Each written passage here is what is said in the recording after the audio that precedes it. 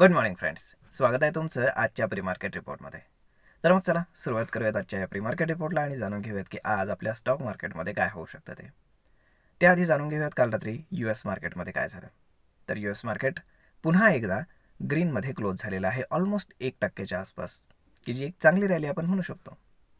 म्हणजेच काय की मार्केट तिथे हायर बायसमध्येच ट्रेड करते. आत्ताचे जर आपण त्यांचे फ्युचर्स पाहिले तर तेही ऑलमोस्ट फ्लॅट ट्रेड करतायत. त्यानंतर जर आपण एशियन मार्केट जर पाहिले तर ॲज युजल मिक्स आहेत, काही ग्रीन काही रेड, परंतु बरेचसे पॉझिटिव्ह आहेत. फार काही चिंता करण्यासारखं बिलकुल नाही आहे. आता जर आपण कालचा जर आपला सिनेरिओ पाहिला तर काल मार्केटमध्ये चांगल्यापैकी पुन्हा एकदा फॉल आलेला आहे आणि जो 23,350चा जो झोन होता डाऊन साईडला तर तो मार्केटनं ब्रेक केलेला होता आणि त्यानंतर क्लोज करताना मार्केटनं प्रयत्न केला की आसपास त्याच्या तरी कमीत कमी क्लोज व्हावं आणि तिथे मार्केट थोडंसं सक्सेस झालं असं आपण म्हणू शकतो. आता मेनली कालचा जो फॉल होता तो अदानींमुळे आलेला आहे, की जी न्यूज मी तुम्हाला मार्केट सुरू होण्यापूर्वीच सांगितली होती, परंतु पूर्ण दिवसभरामध्ये त्याच्यावरची क्लॅरिटी आलेली आहे हे लक्षात घ्या. कारण सुरुवातीला मार्केट सुरू होताना फार काही क्लॅरिटी नव्हती की नक्की झाले काय, परंतु त्यांच्या अगेन्स्ट अटक वॉरंट जारी करण्यात आले असं सांगण्यात आलं होतं, परंतु तसं बिलकुल नाही आहे. तर काय झालं आहे की तिथले जे काही इन्व्हेस्टर्स आहेत काही अदानी ग्रुपमधले, तर त्या लोकांनी तिथल्या कोर्टामध्ये ते गेलेले आहेत आणि त्यांनी असं ॲलिगेशन्स केलेले आहेत की यांनी आमचे पैसे घेऊन भारतामध्ये काही प्रोजेक्ट्स घेण्यासाठी लाच दिलेली आहे आणि त्याच्यामुळे त्यांचा तो काहीतरी इश्यू चालू आहे सगळा. आता याच्यामध्ये राजकीय हेतून प्रेरित बऱ्याचशा गोष्टी आहेत हेही लक्षात घ्या, कारण हे एवढं सोपं नसतं. आता जर अदानींकडनं जर आपण स्टेटमेंट आलेलं पाहिलं तर त्यांनी ते सगळे आरोप फेटाळलेले आहेत आणि त्यांनी सांगितले की आम्ही तिथल्या कोर्टामध्ये आमचा वकील देऊन आमची बाजू आता ते मांडणार आहोत. म्हणजेच काय, हे फक्त ॲलिगेशन्स आहेत हे लक्षात घ्या. हां, हे खरेही असू शकतात, हे खोटेही असू शकतात, आपल्याला माहीत नाही. परंतु स्टॉकने फारच ओव्हर रिॲक्ट केलेलं आहे. त्याचं कारण असं आहे की त्याच्यामध्ये आधीच पोझिशन्स बनवल्या गेलेल्या असल्या पाहिजेत आणि म्हणजेच जे काही ज्यांना ही न्यूज आधीच माहीत असणार आहे किंवा हे काय करायचं आहे हे त्यांना आधीच माहीत असणार आहे, तर त्यांनी तिथं तो गेम प्लॅन केलेला आपल्याला पाहायला मिळू शकतो काल. तर आता सिद्ध काही झाले का, तर बिलकुल नाही. अजून काही प्रोसेस झाली आहे का, नाही. फक्त तिथे केस फाईल करण्यात आली आहे आणि यांना नोटीस बजावण्यात आले की आता तुम्ही तुमची बाजू येऊन मांडा. मग साहजिकच आहे, अशा केसेस तर हजारो चालू असतात, मग त्यामुळे एवढं काही काळजी करण्याचं कारण नाही. परंतु अदानी स्टॉक्सपासून सध्या थोडंसं लांब राहिलेलंच बरं, ही गोष्टही खरी आहे. कारण साहजिकच आहे, एका दिवसामध्ये 20-20, 30-30% नुकसान सर्वसामान्य इन्व्हेस्टरला परवडण्यासारखं नाही आहे. आता कालचा जो फॉल आहे तो मेनली अदानीमुळे झालेला आहे आणि त्याच्यामध्ये कॉन्ट्रीब्यूट केलं आहे ते म्हणजे स्टेट बँकेने. आता स्टेट बँकेने आणि रिलायन्सने कॉन्ट्रीब्यूट करण्याचं कारण काय, तर रिलायन्समध्ये प्युअरली प्रॉफिट बुकिंग चालू आहे. जे FIs सेल करत आहेत त्यातला मेनली पोर्शन हा रिलायन्समधला सेल करत आहेत.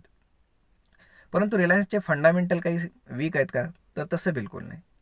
रिलायन्सचे फंडामेंटल हे प्रचंड स्ट्रॉंग आहेत, परंतु सध्या मार्केट बेअर ट्रेंडमध्ये आहे आणि रिलायन्स त्याला सपोर्ट करतो आहे, हे लक्षात घ्या.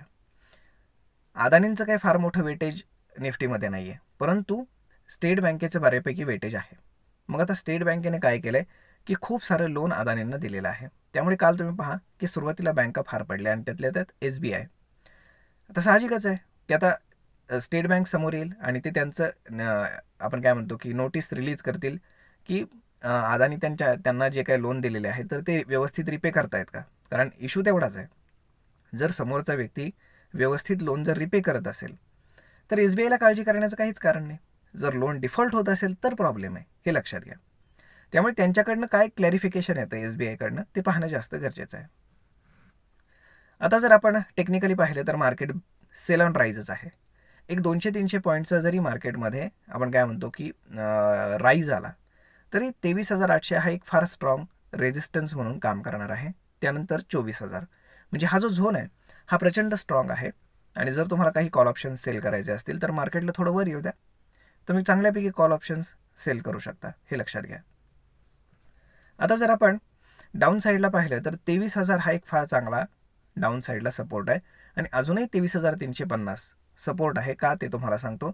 कारण आज गिफ्ट निफ्टी इंडिकेट करते की मार्केट ऑलमोस्ट 100 पॉईंटच्या आसपास गॅपअप ओपन होणार आहे.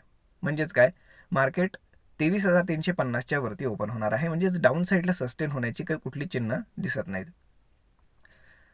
आता याच्या पुढे काय होऊ शकतं हे लक्षात ठेवा. याच्या पुढे असं आहे, जोपर्यंत मार्केट पुन्हा, कारण कालचा म्हणजे अनएक्सपेक्टेड सिनेरिओ होता, त्यामुळे जर मार्केट 23,350च्या खाली सस्टेन करत नसेल तर मग मात्र 23,350 आपण म्हणू शकतो की एकदम चांगला सपोर्ट म्हणून काम करेल. त्यानंतर 23,000 सायकोलॉजिकल सपोर्ट. तो ब्रेक झाला की सरळ सरळ 22,000, दुसरं काही नाही.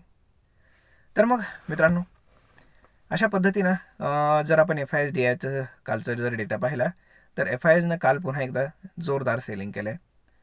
ते केलेलं आहे साधारण 5,300 कोटींच्या आसपास, आणि DIजने त्याच्या अगेन्स्ट बाईंग केलं आहे 4,200 कोटींचं. म्हणजेच काय की net to net institutional figure ही 1,000 कोटींच्या आसपास निगेटिव्ह आहे. तर मग मित्रांनो, असं फार स्टॉक स्पेसिफिक आज सांगण्यासारखं काही नाही आहे. मार्केटमध्ये आज मे बी IT पुन्हा सपोर्ट करू शकतं, आणि बघू आपण मार्केट सुरू झाल्यानंतर की कुठले स्टॉक्स व्यवस्थित काम करत आहेत. परंतु तुम्ही जर पाहिले तर काही स्टॉक अजूनही स्ट्रॉंग आहेत, लाईक CDSL, क्रिसिल. हे जे स्टॉक्स आहेत हे फार स्ट्रॉंग RSमध्ये पॉझिटिव्ह ट्रेड करत आहेत. म्हणजेच काय की यांच्यामध्ये स्ट्रेंथ अजून फार चांगली आहे. याच्यामुळे तुम्ही काही ट्रेड्स जे असतील तुमचे ते प्लॅन नक्कीच करू शकता.